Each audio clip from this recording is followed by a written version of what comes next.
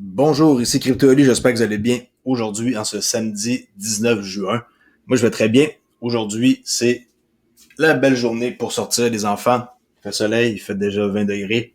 Et comme je mentionnais tantôt dans un tweet ou sur un post sur YouTube, j'ai arrêté de faire des lives le samedi à cause de la famille. Et oui, hein, il faut mettre les priorités à bonne place. Et je dois sortir le plus possible les enfants, hein, parce que ça bouge beaucoup à l'intérieur. Alors bon, il y a toujours une possibilité pour les gens qui veulent me rejoindre de cliquer ici sur rejoindre et d'accéder à ma chaîne pour pouvoir être capable de pouvoir venir me parler une fois par mois ici en sélectionnant l'option XRP Ultime. Ça va vous permettre de pouvoir communiquer avec moi en privé. Il y a déjà quelques personnes qui ont adhéré. Alors faites pareil comme eux si ça vous intéresse de venir me parler en privé. Alors je vais faire une nouvelle comme ça avant de sortir dehors pour vous montrer un peu aujourd'hui des trucs intéressants. Surtout vers la fin, j'ai sélectionné un graphique qui va vous montrer quelque chose par rapport à XRP et une technique de trading que j'utilise et que je montre jamais à personne. Là. Très, très simple d'utilisation. Même dans mon cours de formation, je l'utilise même pas, mais je l'utilise pour le Forex. Alors, je vais vous montrer ça à l'instant. Restez jusqu'à la fin. Rien de spécial pour le XRP, 79 centimes, 4,1% de baisse. Moi, honnêtement, je n'ai rien à cirer. Que ça baisse à 20 centimes, j'en ai rien à cirer. Je vais juste acheter plus. C'est ma stratégie long terme. Il faut respecter mon choix. Je respecte aussi le vôtre. OK? Alors, je sais que c'est plate pour ceux qui ont investi quand ça l'a monté, comme par exemple, mettons, on va dire dans les 1,60 $, là. Au pire, là, dans les 1,95 $, ceux qui ont acheté là, c'est plate. Mais c'est la vie et il faut tenir le coup. OK? Alors, Fiat League, 79 centimes, comme j'ai dit. Le Range, 77 centimes à 82. Rien de spécifique. Rep, 9% de profit. Les autres, tous des perdants quasiment. 56 contre 8. Ici, je vous ai parlé hein, qu'il y avait eu un changement soudain hier de Hugo Fillon avec Fair Network pour changer la façon dont les votes, les façons dont que les sports allaient distribuer. Ben finalement, il a changé d'avis. Alors, il a dit qu'il a fait une erreur. Hein, apparemment, les erreurs sont humaines. Moi de même. J'ai fait une erreur en invoquant la gouvernance sur la distribution.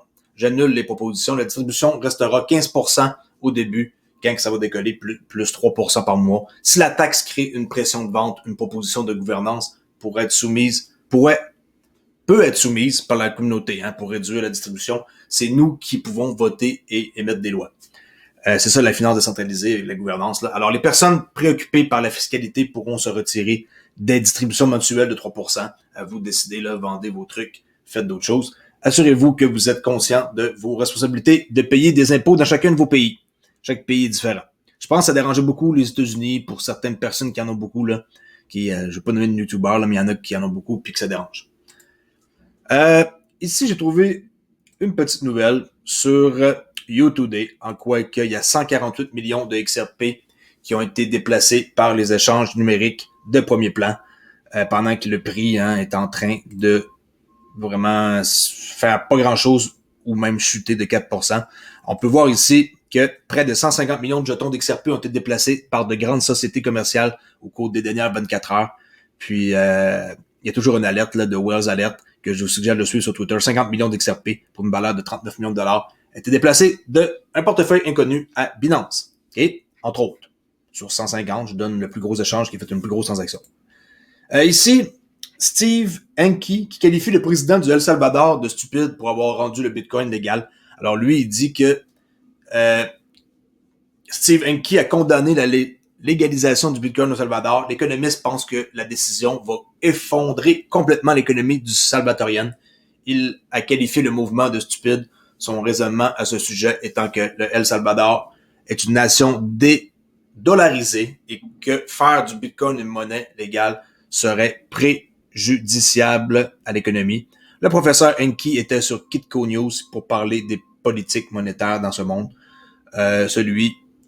Selon lui, les intérêts criminels ont été une force motrice. Tout fait d'accord, le El Salvador, c'est très, très, très dangereux. Drogue et tout, là. Checker un peu les reportages qu'il y a à la télévision, c'est pas une bonne place pour aller en voyage, là. Moi, mes parents y ont été, puis je leur ai déconseillé, mais ils ont resté comme pas en dehors de la ville, mais peu importe, là. Ça reste que c'est une place plutôt dangereuse. Faut pas généraliser non plus, là, c'est une belle place, mais il y a quand même... mettons, faut faire attention que vous pouvez aller là pour avoir des problèmes. OK? Il suffit de parler de mauvaises personnes, puis c'est vite arrivé. Les utilisateurs de crypto du Texas pourront bientôt acheter et vendre des jetons dans une grande chaîne de supermarchés.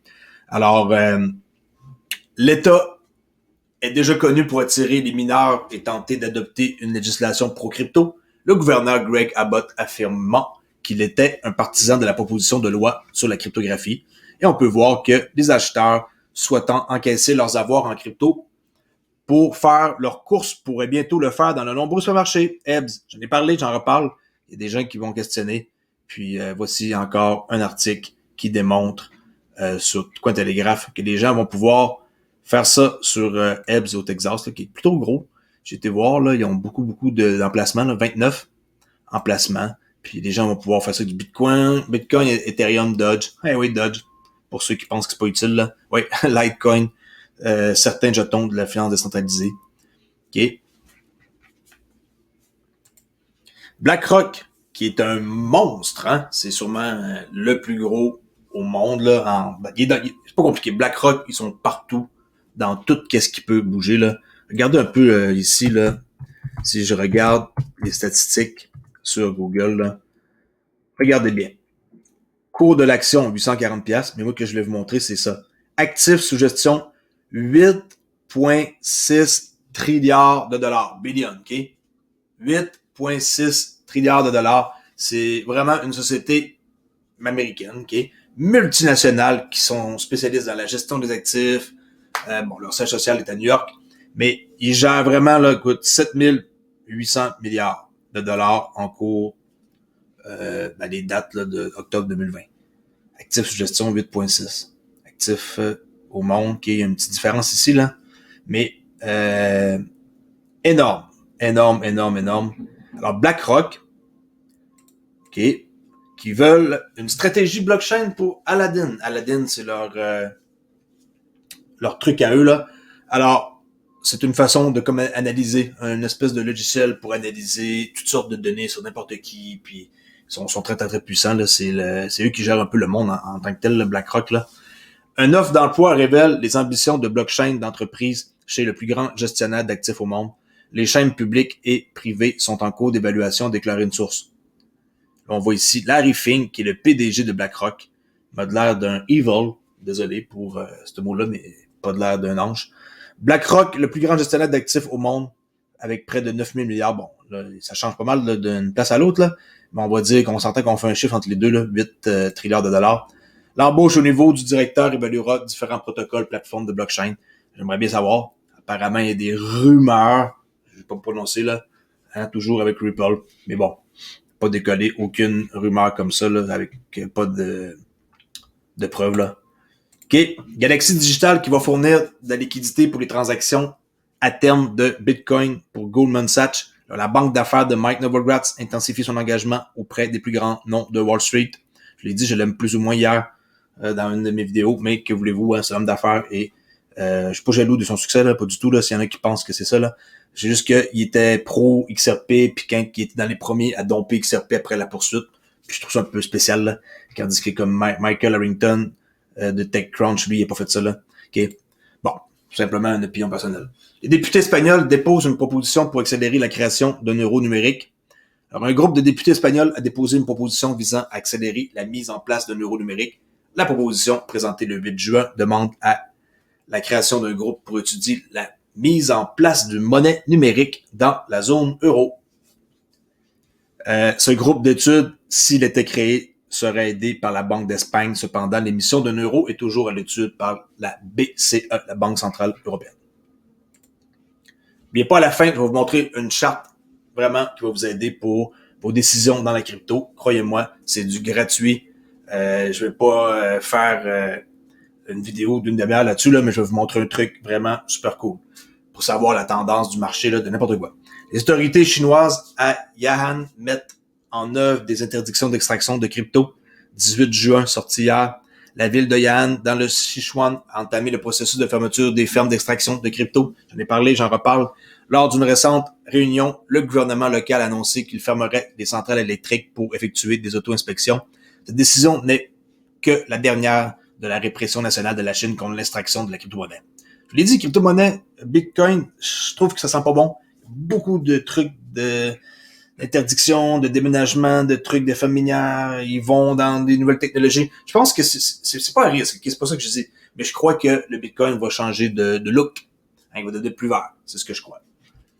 Avec des nouvelles façons qui vont implanter. Là, je sais qu'il y a déjà une façon qui existe avec Lightning Network, mais il y a des lacunes. Mais Lightning Network disent qu'ils sont capables de faire Bitcoin vert. Okay? Ici, avec W. Canaan, qui est un très bonne personne pour trouver des informations, là, il dit que la Banque d'Asie, qui est partenaire de Ripple, connue, qui se connecte à Rack Bank. Okay? Le rapport annuel 2020, oui, 2020, pas 2021, le dit à 2 endroits qu'il fonctionne sur Ripple. Ils appellent ça X-Current. Okay? On sait que ça a une autre désignation. Là. Alors, c'est un article. Là, ici, on voit que la Ray Bank parle de Ripple ici en tant que c'est la technologie qui roule là-dessus. Alors que vous le vouliez ou pas, on peut voir ici l'article que j'ai pas cliqué, mais c'est un PDF. Il faudrait réussir à trouver le même endroit là. Fait que là-dedans, quelque part, je sais pas si je peux faire R-I-P-P-L-E, Ripple. Oui, effectivement. Alors, et voilà. Comme qu'on voit et comme que le monsieur a trouvé. On peut voir ici que Rebank, UAE, First time in banking history, Bank Asia has start cross-border remittance operation. Et c'est qui? Technologie, Ripple. Ça devrait vous faire allumer. Que quand vous voyez ici le prix à 79 centimes, de ne pas avoir peur. Au contraire, il faut en acheter plus. Parce qu'un jour ou l'autre, un mois, un an, 5 à 10 ans, j'espère que ça ne prendra pas ce nombre de temps-là, on va être récompensé pour nos recherches. Hein? Moi, je me spécialise dans XRP. C'est lui que je connais le plus. Alors, quand il y a des nouvelles, j'en fais part à toute ma communauté. D'accord? Alors, merci à W. Canaan. Zookeeper, yes. On est rendu avec un nouveau pool qui a été voté, qui va s'appeler The Wide One Life dans le Safari Pool. Et ça, c'est pas compliqué. Vous stackez des zoos. Des zoos, c'est ça ici, là, des Z. Et vous récoltez des WON. That's it, that's out. Mettez des zoos pour avoir des zoos dans l'autre pool. OK? Ou vous mettez des zoos pour avoir des WON. Ça marche très, très bien leur technologie. Moi, à date, je suis pas déçu. Je suis vraiment comme content. Tout ce qu'ils disent, ils le font. Ils ont de l'air vraiment comme cédulés, puis tout fonctionne. Okay? Je suis pas déçu. J'espère ne pas être déçu, mais pour l'instant, je sais qu'il y a toujours des risques. Et vu que le prix du XRP descend et que mon pool de liquidité, c'est ça, je fournis la liquidité pour le WON XRP et le WON, ben, je suis pas perdant. C'est juste que je fais moins de zoos. Je produis moins de zoos là, par semaine qu'avant. Et oui, ma liquidité descend pour la totalité, mais ça reste que j'ai complètement pris juste des profits de mon argent pour utiliser un pool de liquidité où ce que je fournis cette paire-là, le WON XRP et le WON. Alors, je suis pas perdant. Et le pool, il peut monter, hein, c'est juste que il faut que j'attende. Mais en attendant, je prends mes zoos que j'accumule, puis je les place dans un pool de liquidité simple pour pouvoir, je les stake, là, le mot, là, staker, là, pour pouvoir accumuler des WON. Les WON, ils ont descendu beaucoup. Aussi dans les 30 centimes, je crois. Alors, pourquoi pas en accumuler plus? Quand on sait que ça va remonter un jour ou l'autre, là. Fait que les WON, ils sont à combien, WON Chain? Ils ont monté déjà dans le passé à pas mal, là. J'ai dit 30 cents, je suis loin, là, c'est 68. Mais on voit qu'ils ont déjà monté très, très, très cher. Regardez le prix que ça a déjà monté. 9,84 $. Si je peux m'en procurer des gratuits ici dans les alentours de 60, 70 cents comme ça, à rien faire, juste en les stackant dans un pool. Pourquoi pas? Pourquoi que je passerai à côté de cette opportunité-là? OK, d'accord. Ici, SEC versus Ripple. Merci à Stedas pour faire un schéma. Faites un screenshot de ça. On peut voir les prochaines dates qui s'en viennent. Bon, le 18, c'était hier. Il y avait le Office of Investor Education. Bon, document FinHub Email de juillet. Ça, c'est très important. J'ai hâte de voir les documents ici qu'on va pouvoir aller voir qu'est-ce qui se passe avec Bitcoin, Ethereum, XRP, avec leur truc à eux, la SEC, leur email. Internal document, OK. Après ça s'en va au mois de août. Fact Discovery Deadline et l'expert Discovery Deadline le 15 octobre. OK. C'est la date la plus importante, c'est 15 octobre selon moi. Et je vous montre ce que je voulais vous montrer ici. Prenez n'importe quel graphique qui existe, n'importe quel. J'ai pris XRPUSD. Mettez-vous en weekly. Je vais le répéter une fois, là. Weekly. Mettez-vous ici un MACD. Le MACD, enlevez, dans le fond, les lignes sur le MACD signal. Mettez juste l'histogramme. OK, je vais parler vite, là. Histogramme seulement, pas de MACD puis signal, là. Ensuite, mettez-vous un EFI. EFI, c'est quoi? C'est très, très simple. C'est le Elder, Alexander Elder, là. C'est non, le nom m'échappe. Je te instant. Force Index, OK? Elder Force Index, EFI. Vous changez le paramètre de base, je pense que c'est 14 ou peu importe. Mettez 2 pour que ce soit plus rapide. OK? 2. C'est un secret que je vous donne, là. Bon. Pour savoir si un signal, c'est pas compliqué. Pour un signal de vente, on doit attendre que le MACD monte et qu'il y ait un changement de couleur, là, qui est, mettons, exemple de vert à vert pâle, c'est un changement. Okay, ça, c'est un signal de vente. Mais la confirmation va se faire avec le EFI. Alors ici, il y avait un signal de vente. Bon, je vais vous montrer un exemple. Le dernier signal de vente qu'on a eu, c'est ça, en passant, j'étais en weekly. Ça a été ici au mois de mai, le 3 mai. Alors là, quand on a vu que du 3 au 10, quand la semaine a fini, on met une ligne.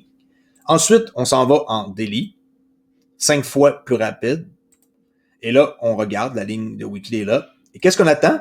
On attend que le EFI monte par-dessus le 0 parce qu'on va acheter dans un pullback. On veut pas acheter quand ça descend, on va acheter quand ça monte. Alors là, n'oubliez pas, ça ici, c'est la ligne qui était ici en weekly, que je vous remonte. Faire ça comme une belle job, là. Crypto.ly aime ça faire du bon travail pour vous montrer comment ça marche, une analyse de graphique avec une façon simple pour savoir la direction. Alors là, pas compliqué, hein, weekly sur cette chandelle-là, parce que ça passe de comme ça à comme ça, en haut. Ben, comme ça, comme ça. Vous avez compris que de vert foncé à vert pâle, là, vous pouvez catcher, là, je pense, là. On se met en daily, on attend que le EFI monte. Alors là, on était négatif à, regardez le chiffre ici, là, qui bouge, là, quand je mets ma souris. On était à moins 9,69 millions. Ah, on tombe en positif de 219 000. Alors, positif ici pour vendre. Alors là, on mettrait un signal de vente en bas de cette chandelle verte-là. OK? Qui serait atteint par la prochaine journée. Et le stop, on le met où? C'est pas compliqué. On le met au-dessus de notre weekly pour nous donner un peu de jeu. Alors, notre stop serait à environ 1,61. Alors là, vous allez dire, ouais, le stop est pas mal gros. Mais oui, c'est comme ça que ça marche. Alors, 1,61. OK. Un stop. On peut le mettre là d'ailleurs, là, vous le montrer ici. OK. Environ là, 1,61. Un stop. Alors là, on embarque ici avec un ordre en attente qu'on met sur la chandelle que je vous ai dit en daily. Aussitôt que ça passe ici le EFI en positif, bon, on voit que ça n'allait pas marcher, ça l'a comme tout de suite redescendu. Là. Il aurait fallu qu'il reste dans les airs un peu pour que ça vaille la peine. Là. Comme ici, quand il monte dans les airs, ben là, on peut profiter de plus une belle baisse. En tout cas, alors ici, c'était un signal d'achat parce qu'il tombe en positif. Vous voyez? OK? De négatif, 9 millions de négatifs à plus légèrement 219 000. Par la suite, pour retomber en négatif, malheureusement pour nous, là. Pour un signal d'achat, si vous voulez le prendre, il est comme trop tard. Alors bon, ici, vous auriez mis un ordre en attente sur cette petite chandelle verte-là, vous auriez été exécuté, mais par la suite, regardez, ça monte et ça atteint votre stop. Paf. C'est comme ça que ça marche. Ça marche pas tout le temps, mais c'est une façon très, très simple et très efficace sur le long terme de pouvoir être sûr dans quelle direction au moins on est. Dommage parce que par la suite, ça l'a descendu. Mais le pullback était trop haut. Alors, il nous a comme fait sortir du marché légèrement, là, de à peu près 8 cents de trop, là, peu importe. Alors là, le prochain signal, il est quand? Vous me dites, je veux savoir, Oli, c'est quand que j'achète, c'est quand que je vends. Je vais vous le dire, c'est quand. Je vais vous faire ce plaisir-là. Il n'y en a pas de signal. OK? Là, présentement, ça descend, ça descend, ça descend. On attend au contraire un signal d'achat. Il faudrait qu'ici, ça passe de moins 17, moins 15, et que ça monte, mettons, de moins 15 à moins 14, peu importe, moins 12. OK? Excusez-moi, là, je montrais pas bonne place, là. Vous avez compris qu'il faut que ça fasse un peu comme, genre, ici. Rouge, rouge, rouge, rouge, oh, blanc. OK? Comme, ici, là. Rouge, rouge, rouge, foncé, blanc. OK? C'est comme ça que ça marche. Alors, présentement, on attend une chandelle blanche, ici. Rouge pâle, là, pour un signal d'achat. Quand on en a un, on déplace notre ligne ici et on la met, oups, on va dire que c'est ici, là, imaginaire, et on s'en va attendre impatiemment, bon, pas impatiemment, patiemment, en daily. Et peut-être qu'en daily, on va avoir un signal que le EFI va être, vu qu'on achète, on veut que le EFI soit en dessous de 0. Si on vend, on veut que le EFI soit au-dessus. Et là, on attend que ça soit au-dessous, négatif, et on place un ordre d'achat, aussi simple que ça, au-dessus de notre mèche de la chandelle. Alors présentement, malheureusement, il n'y a aucun signal d'achat pour le XRP. C'est un peu triste, hein, parce que ça veut dire que c'est pas fini de baisser. Mais la semaine se termine demain et on va voir. Je vais perdre mes affaires. On va voir qu'est-ce qui va se passer. Peut-être qu'ici, il y aura un changement majeur, mais c'est impossible. Là. Ça ne peut pas changer dans une journée en positif. Là. Ben, positif, dans exemple en rouge pâle. OK? Vous avez compris? Peut-être que je me suis mal exprimé, là, c'est de l'improvisation, là, mais moi, je le comprends. Ça fait des années que je fais ça. Alors, au pire, regardez de nouveau la vidéo. That's it pour aujourd'hui. 21 minutes que je parle. Je fais bien mes enfants, on va dehors. Et comme j'ai dit, il n'y a plus de live le samedi. Famille, priorité. Et j'essaie de prendre soin plus de moi. OK? Alors, je vous redis que si vous n'êtes pas encore abonné à ma chaîne, faites-le ici en faisant rejoindre pour pouvoir venir dans mes lives une fois par mois. Chaque fin du mois, je fais des lives. Oui, c'est payant, c'est pas cher, mais pour le prix que je charge, je crois que ça vaut la peine. Vous allez pouvoir me parler pendant 2 heures minimum durant mon live une fois par mois. OK? Je répète, il y a des gens qui me posent des questions comment ça marche. Je répète, c'est super simple. Un forfait à 1,99, 6,99 ou 14,99, c'est lui ici qui est le mieux pour les gens qui veulent me parler en live, me poser leurs questions puis leurs problèmes. Même si c'est pas par rapport à XRP, ça ne me dérange pas. Parlez-moi de Bitcoin, ça ne me dérange pas non plus. OK? Et pour les gens qui veulent me suivre, n'oubliez pas, j'ai un profil ici sur Twitter à Olivier_XRP. Merci beaucoup, faites attention à vous, profitez de la vie ce week-end, votre famille et tout. Et soyez sages comme une image, comme mon grand-père me disait. Merci, au revoir.